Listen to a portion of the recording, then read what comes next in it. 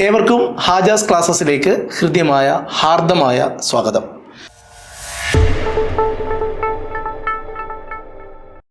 നമ്മൾ ഇന്ന് മാത്സിലെ arithmetic progression എന്ന് പറയുന്ന ഒരു ചാപ്റ്റർ പഠിക്കാൻ പോവുകയാണ്.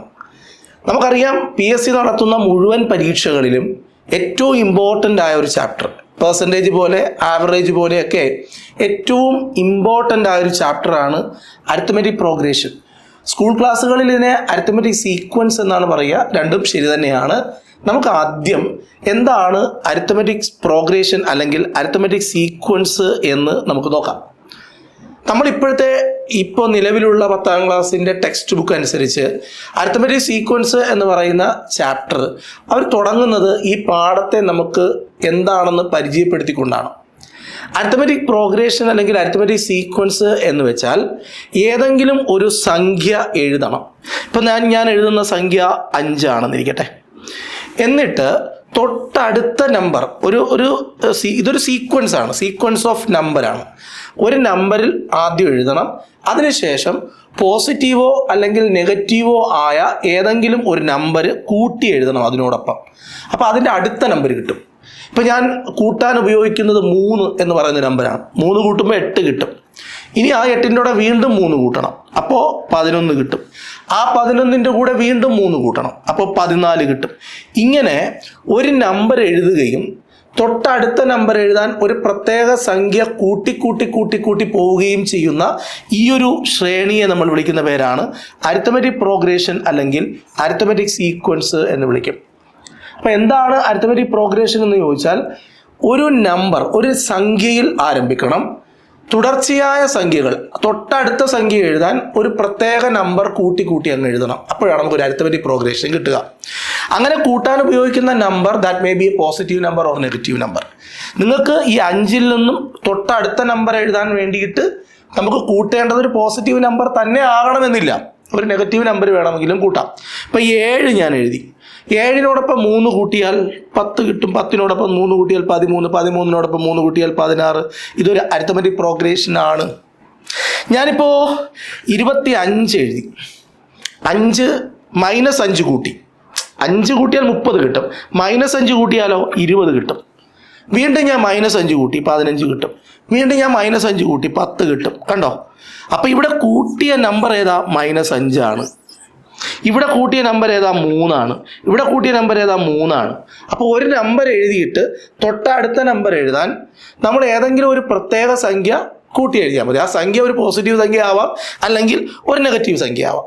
ഇപ്പോൾ വേറൊരു എക്സാമ്പിൾ എടുക്കാം. 24. നമുക്കൊരു 5 കൂട്ടാം. 5 കൂട്ടിയാൽ 29. വീണ്ടും ഒരു 5 കൂട്ടാം, അപ്പോൾ 34. വീണ്ടും ഒരു 5 കൂട്ടാം, അപ്പോൾ 39. 5 വീതം കൂട്ടി നമ്മൾ എഴുതി. ഇനി നമുക്കൊരു നമ്പർ എഴുതാം. ഒരു 60 എന്ന് പറഞ്ഞ നമ്പർ എഴുതി. എന്നിട്ട് നമ്മളൊരു 4 കുറച്ചു, അല്ലേ? അല്ലെങ്കിൽ -4 കൂട്ടി. -4 കൂട്ടിയാൽ 56 കിട്ടും. വീണ്ടും -4 കൂട്ടിയാൽ 52 കിട്ടും. അപ്പോൾ ഒരു നമ്പർ എഴുതി തൊട്ടടുത്ത നമ്പർ എഴുതാൻ ഒരു പോസിറ്റീവോ അല്ലെങ്കിൽ നെഗറ്റീവോ ആയ ഒരു പ്രത്യേക സംഖ്യ നിരന്തരമായി കൂട്ടി തൊട്ടടുത്ത സംഖ്യകൾ എഴുതുന്ന ശ്രേണിയെ നമ്മൾ വിളിക്കുന്ന പേരാണ് അരിത്മെറ്റിക് പ്രോഗ്രഷൻ അല്ലെങ്കിൽ അരിത്മെറ്റിക് സീക്വൻസ് എന്ന് പറയും. ക്ലിയർ ആണ്? ഇനി നമുക്ക് ഈ അരിത്മെറ്റിക് പ്രോഗ്രഷൻ്റെ ഒന്നാമത്തെ ടൈപ്പ് ഓഫ് ക്വസ്റ്റ്യനിലേക്ക് കടക്കാം. ഒന്നാമത്തെ ടൈപ്പ് ഓഫ് ക്വസ്റ്റ്യൻ ഇങ്ങനെയാണ്: 5, 12, 19 എന്ന് പറയുന്ന ഒരു അരിത്മെറ്റിക് പ്രോഗ്രഷൻ്റെ പൊതുവ്യത്യാസം കാണുക. അപ്പോൾ നമ്മളിവിടെ പഠിക്കേണ്ടത് എന്താണ് പൊതുവ്യത്യാസം എന്നാണ് ചോദ്യം. 4, 9, 14. ഇവിടെ നമുക്ക് പൊതുവ്യത്യാസം കാണാൻ D = second term minus first term. Second term എത്രയാ? 9 മൈനസ്, ഇക്വേഷനിൽ മൈനസ് ആണിത്. സെക്കൻഡ് ടേമിൽ നിന്ന് ഏതാ കുറയ്ക്കേണ്ടത്? ഫസ്റ്റ് ടേം കുറയ്ക്കണം. ഫസ്റ്റ് ടേം എത്രയാ?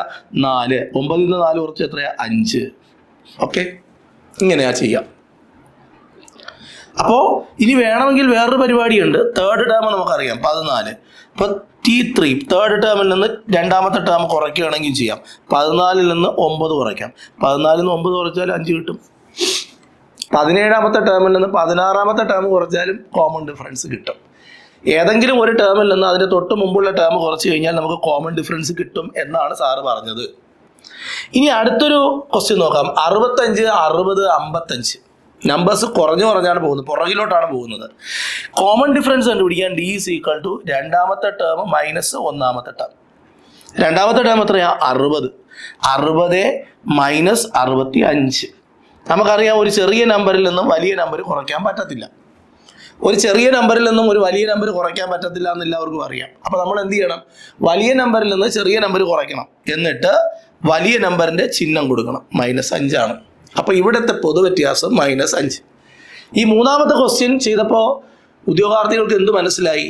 പൊതുവ്യത്യാസം ഒരു പോസിറ്റീവ് നമ്പർ തന്നെ വരണമെന്നില്ല, ഒരു നെഗറ്റീവ് നമ്പർ വേണമെങ്കിലും വരാം. നമ്മൾ ക്ലാസ്സിൻ്റെ തുടക്കത്തിൽ പറഞ്ഞു, ഒരു പൊതുവ്യത്യാസം എന്ന് പറയുന്നത് എപ്പോഴും ഒരു പോസിറ്റീവ് നമ്പർ വരണമെന്നില്ല.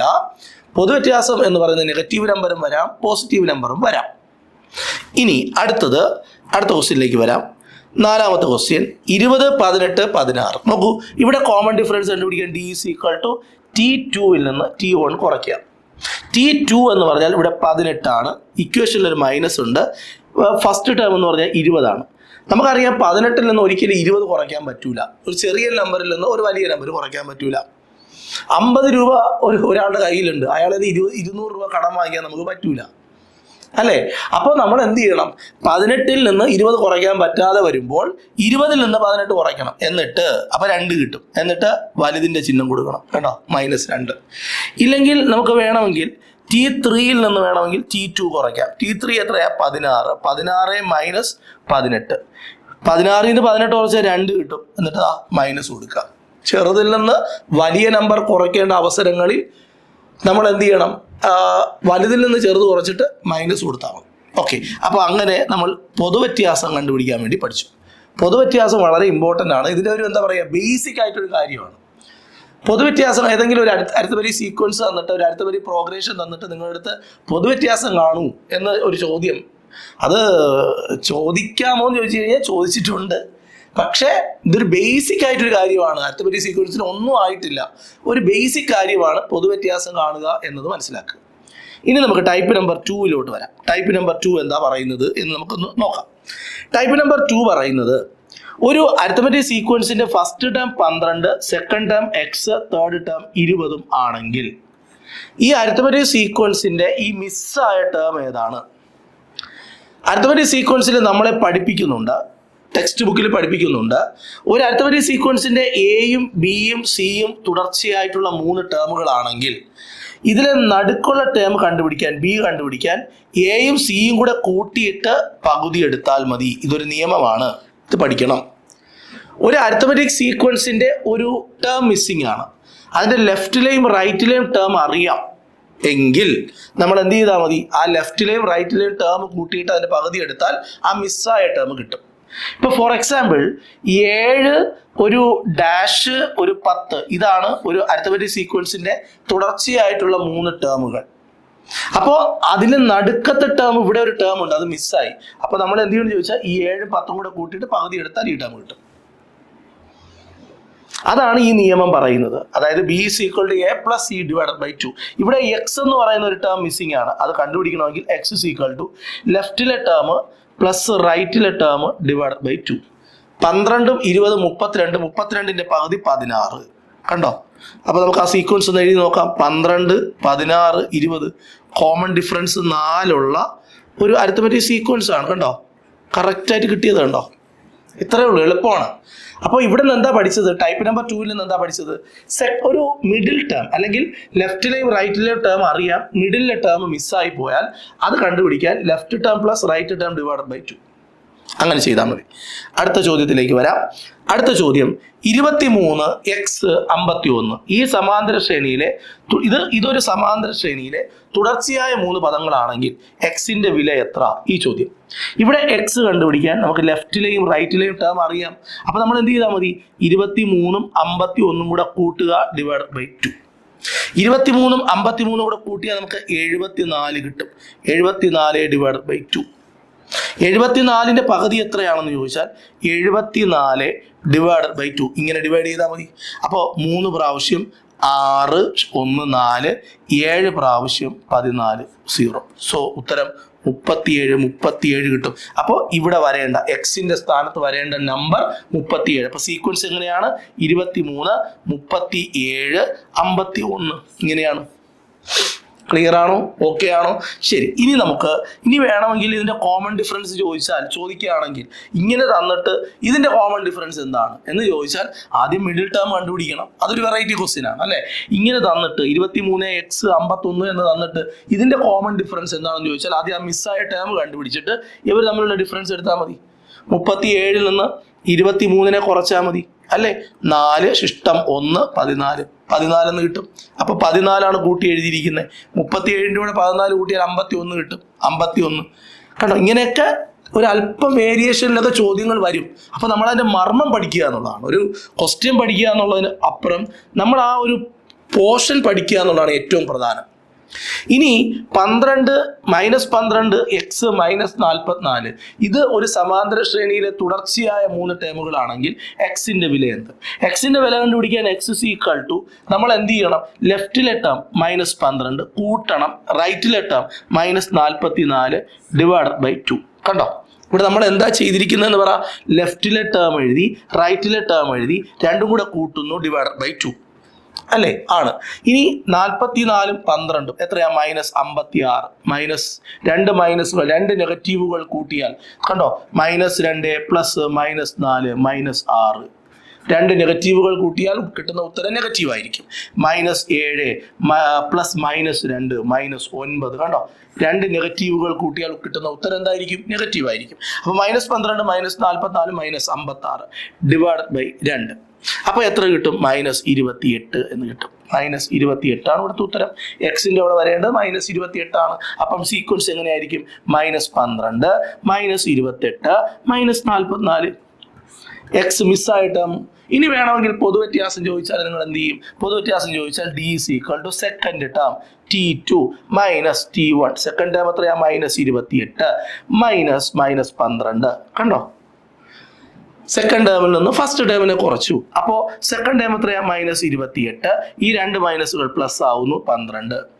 ഇനി 28 -28 12 -28 12 ഒരാൾ നെഗറ്റീവ് ആണ് ഒരാൾ പോസിറ്റീവ് ആണ്. അപ്പൊ 28 -28 12 വന്നാൽ നമ്മൾ എന്ത് ചെയ്യണം? ഈ നെഗറ്റീവും പോസിറ്റീവും കൂട്ടേണ്ട സ്ഥലങ്ങളിൽ വലുതിൽ നിന്ന് ചെറുത് കുറയ്ക്കുക. 28 12 കുറയ്ക്കുക 16 കിട്ടും. ഈ 16 വലുതിന്റെ ചിഹ്നം കൊടുക്കുക. കണ്ടോ? അപ്പോൾ ആൻസർ ഡി, കോമൺ ഡിഫറൻസ് എന്ന് പറഞ്ഞാൽ -16 എന്ന് കിട്ടും. ഇങ്ങനെ ചെറിയ വേരിയേഷൻ വേണമെങ്കിൽ ചോദിക്കാം എന്ന് ഞാൻ ഓർമ്മപ്പെടുത്തുകയാണ്. ഇത് വേണമെങ്കിൽ വേറൊരു ടൈപ്പായിട്ട് ഇടാമായിരുന്നു. ഇനി ഇവിടെ നോക്കൂ, ഇവിടെ ഒരു അരിത്മെറ്റിക് സീക്വൻസിന്റെ 3 ടേമുകളാക്കി അവർ തന്നിരിക്കുന്നത് ഒരു ഇക്വേഷനുകളാണ്, നമ്പർ അല്ല. എന്നിട്ട് എക്സിന്റെ വില എന്ത് എന്ന് ചോദിക്കുകയാണ്. ഇതിനകത്ത് എക്സ് എന്ന് പറഞ്ഞ ടേം കാണുന്നുണ്ട്, അതിന്റെ വില എന്ത്? അപ്പൊ നമ്മൾ എന്ത് പഠിച്ചിട്ടുണ്ട്? ഒരു അരിത്മെറ്റിക് സീക്വൻസിന്റെ 3 ടേമുകളാണ് എയും ബിയും സിയും എങ്കിൽ ബി കണ്ടുപിടിക്കാൻ നമ്മൾ എന്ത് ചെയ്യണം? എയും സിയും കൂടെ കൂട്ടിയിട്ട് പകുതി എടുത്താൽ മതി. ഇതൊരു ഇക്വേഷൻ ആണ്, പഠിച്ചു വെച്ചിട്ടുണ്ട്.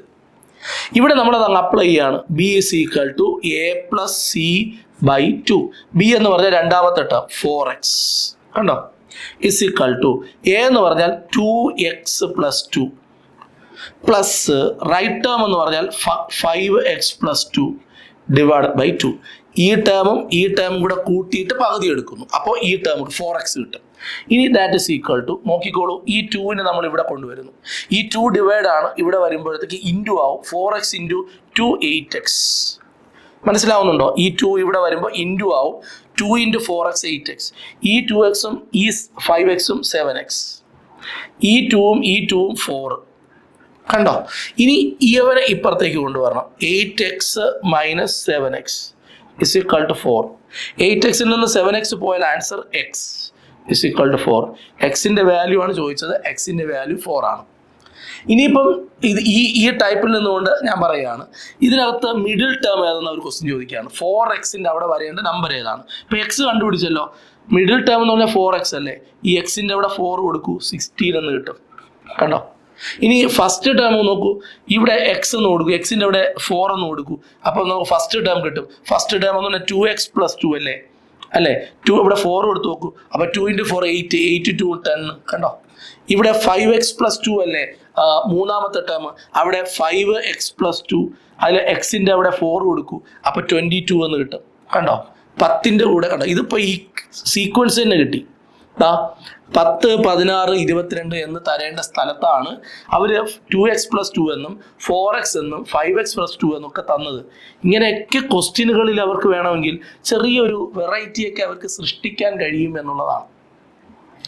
നമ്മൾ ടൈപ്പ് നമ്പർ 3ലേക്കാണ് പോകുന്നത്. ഈ ടൈപ്പ് നമ്പർ 3ലെ ചോദ്യം 20, ഡാഷ്, ഡാഷ്, 38. ഇവിടെ മിഡിലെ 2 ടേമുകൾ മിസ്സിംഗ് ആണ്. ഈ മിസ്സായ ടേമുകൾ ഏതൊക്കെയാണ് എന്നതാണ് ചോദ്യം. ഇവിടെ അങ്ങനെ വേണമെങ്കിലും ചോദിക്കാം, ഇതിൻ്റെ പൊതുവ്യത്യാസം എന്ത് എന്ന് വേണമെങ്കിലും ചോദിക്കാം. അപ്പോൾ നമുക്ക് അടിസ്ഥാനപരമായി ഇതിന് 2 ടേമുകൾ ഇവിടെ മിസ്സിംഗ് ആണല്ലോ. ആ മിസ്സിംഗ് ആയവർ ആരൊക്കെ ആയിരിക്കും എന്ന് നമുക്കൊന്ന് കണ്ടുപിടിക്കാം. അതിനുവേണ്ടി നമ്മൾ ചെയ്യേണ്ടത് 20ൻ്റെ കൂടെ ഒരു ഡി കൂട്ടിയാലല്ലേ ഇവിടെ എത്താൻ പറ്റുള്ളൂ. ഒരു കോമൺ ഡിഫറൻസ്, ഒരു നമ്പർ കൂട്ടണമല്ലോ, അതിനെ കോമൺ ഡിഫറൻസ് എന്നല്ലേ പറയുക. അവിടെ നിന്ന് വീണ്ടും അതേ കോമൺ ഡിഫറൻസ് കൂട്ടിയാലല്ലേ ഇവിടെ എത്താൻ പറ്റുള്ളൂ. അവിടെ നിന്ന് വീണ്ടും കോമൺ ഡിഫറൻസ് കൂട്ടിയാലല്ലേ ഇവിടെ എത്താൻ പറ്റുള്ളൂ. അതായത് ഫസ്റ്റ് ടേം 20 അവിടെ നിന്ന് 4ാമത്തെ ടേമിലോട്ട്, അതായത് 38ലോട്ട് എത്തണമെങ്കിൽ 3 തവണ ഡി കൂട്ടണം. 3D. ഫസ്റ്റ് ടേമായ 20ൽ നിന്നും 38 എന്ന് പറയുന്ന ടേമിലേക്ക് എത്താൻ 3 തവണ ഡി കൂട്ടണം. ഇതിനിടയിലുള്ള ഡിഫറൻസ് എന്ന് പറയുന്നത് 20നും 38നും ഇടയിലുള്ള ഡിഫറൻസ് 18 ഈ 18 3 ഡികൾക്ക് തുല്യമാണ്. കാരണം 20ൻ്റെ അവിടെ നിന്ന് 3 തവണ ഡി കൂട്ടിയാലേ 38ൽ എത്താൻ പറ്റുള്ളൂ. അപ്പൊ 3 ഡികൾക്ക് തുല്യം 3D എന്ന് പറയുന്നത് 18. ഒരു ഡി കണ്ടുപിടിക്കാൻ ഈ 18നെ 3 കൊണ്ട്, ഈ 3 ഇപ്പുറത്ത് വരുമ്പോൾ /3 ആകും. അങ്ങനെ വെട്ടുമ്പോൾ 6 എന്ന് കിട്ടും. 6 ഉത്തരം.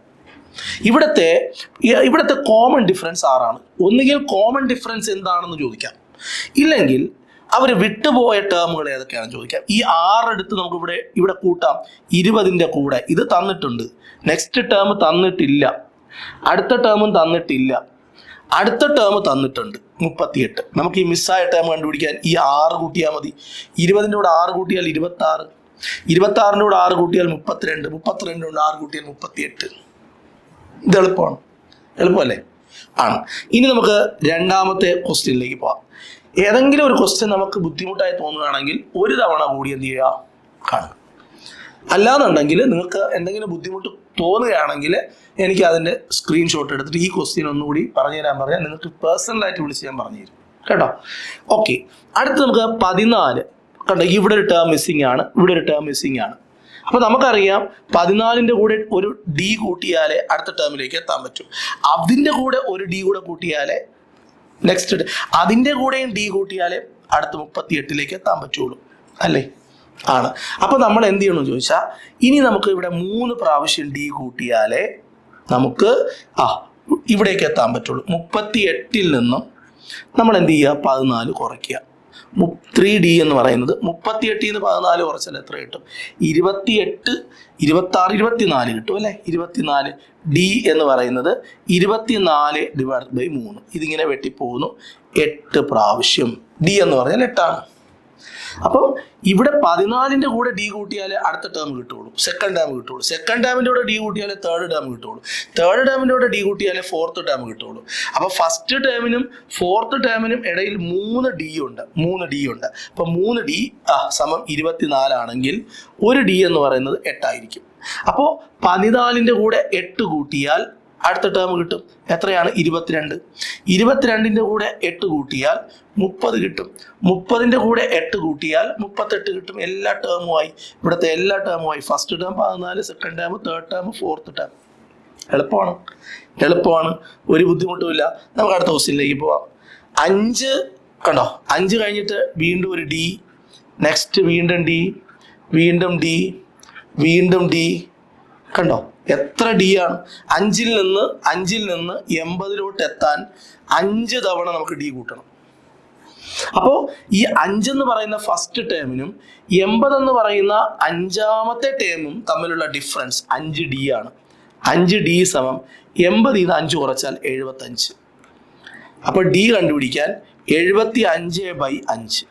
ഓക്കെ, ഇത് വെട്ടുന്നു ഒരു പ്രാവശ്യം 15. ഉത്തരം ഡി എന്ന് പറഞ്ഞാൽ 15 ആണ്. ഇനി ഫസ്റ്റ് ടേമിൻ്റെ കൂടെ ഡി കൂട്ടിയാൽ സെക്കൻഡ് ടേം കിട്ടും 20, 5ഉം 15ഉം. 20ൻ്റെ കൂടെ അടുത്ത ടേം കൂട്ടിയാൽ 35, 35ൻ്റെ കൂടെ അടുത്ത ടേം കൂട്ടിയാൽ 50, 50ൻ്റെ കൂടെ 65, 15 കൂട്ടിയാൽ ഇങ്ങനെ എല്ലാ ടേമും കിട്ടും. ഇങ്ങനെയാണ് ഈ ഒരു ചോദ്യത്തെ നമ്മൾ കൈകാര്യം ചെയ്യേണ്ടത്. അപ്പോൾ അരിത്മെറ്റിക് സീക്വൻസ് എന്താണെന്ന് പഠിച്ചു. ഒരു നമ്പറിൽ തുടങ്ങുകയും കോമൺ ഡിഫറൻസ് ആയി ഒരു പ്രത്യേക നമ്പർ എടുത്തിട്ട് second term, third term, fourth term അങ്ങനെ നോക്കുമ്പോൾ ഞാൻ നിങ്ങളടുത്ത് പറഞ്ഞു തരുന്നത് 1, 2, 3, 4 നമ്മൾ ആദ്യമായി എണ്ണി പഠിക്കുന്ന സംഖ്യ, ഇതൊരു അരിത്മെറ്റിക് സീക്വൻസ് ആണ്. അതേപോലെ 2, 4, 6, 8, 10 ഇതൊരു അരിത്മെറ്റിക് സീക്വൻസ് ആണ്. 7, 10, 13 ഇതൊരു അരിത്മെറ്റിക് സീക്വൻസ് ആണ്. 5, 10, 15 ഇതിനൊക്കെ ഒരു താളമുണ്ട് അല്ലേ, ഒരു ഓർഡർ ഉണ്ട്. ഈ ഓർഡറിന് കാരണം എന്താണ്? നമ്മൾ എപ്പോഴും ഒരു ടേമിൽ നിന്ന് അടുത്ത ടേമിലേക്ക് പോകാൻ കൂട്ടുന്ന സംഖ്യ ഒരുപോലെയാണ്. ആ നമ്പറിനെയാണ് നമ്മൾ പൊതുവ്യത്യാസം എന്ന് പറയുന്നത്. പൊതുവ്യത്യാസവുമായി ബന്ധപ്പെട്ട ബേസിക് ഒരു ക്ലാസ് ആണ് നമ്മൾ ക്ലാസ് 1 ഉൾപ്പെടുത്തിയിട്ടുള്ളത്. നമുക്ക് രണ്ടാമത്തെ വീഡിയോ ക്ലാസ്സിൽ കുറച്ചുകൂടി ലെവലുള്ള ക്വസ്റ്റ്യനുകൾ നോക്കാം. ഈ ക്ലാസ്സിൻ്റെ അപ്പുറം നിങ്ങൾക്ക് അരിത്മെറ്റിക് സീക്വൻസ് പഠിക്കാൻ കിട്ടുന്ന ഏറ്റവും വലിയ അവസരവും ഏറ്റവും വലിയ ക്ലാസ്സുമാക്കി ഞാൻ ഇതിനെ മാറ്റും. അപ്പോൾ നമുക്ക് അടുത്ത രണ്ടാമത്തെ പാർട്ടിൽ കാണാം. Bye bye.